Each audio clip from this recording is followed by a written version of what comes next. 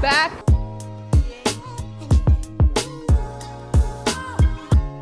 See how beautiful these houses are.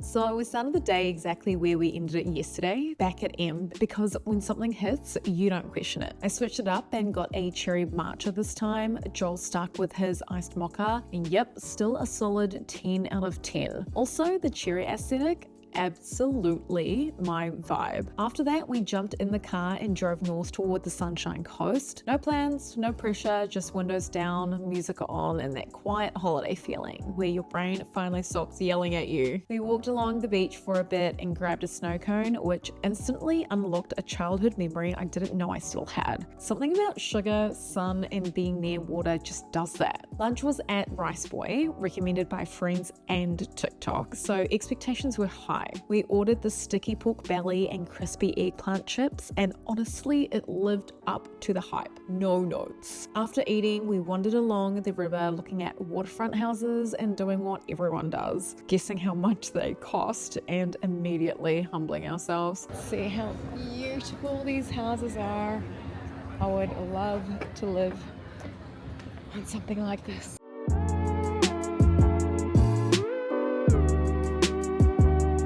We somehow still had room for dessert and stopped at Flo's Creperie. I went classic Nutella and strawberries. Joel went Oreo with vanilla ice cream, which feels very on brand for him. No regrets from either of us. Now the drive back was long. New Year's Eve traffic, tired energy, but also that quiet excitement of knowing the year was about to flip. Now New Year's fireworks looked a little different than planned. We accidentally moved too far, so we didn't get the full front row moment.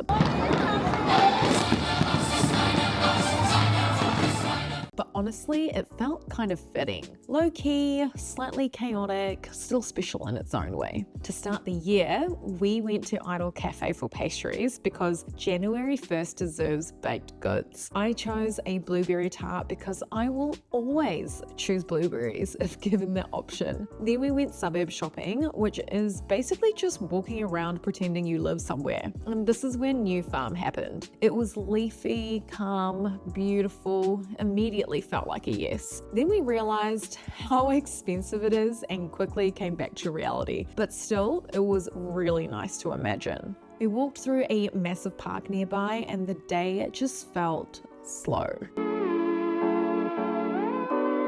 No rushing, no agenda. One of those days where you don't need to do much to feel content.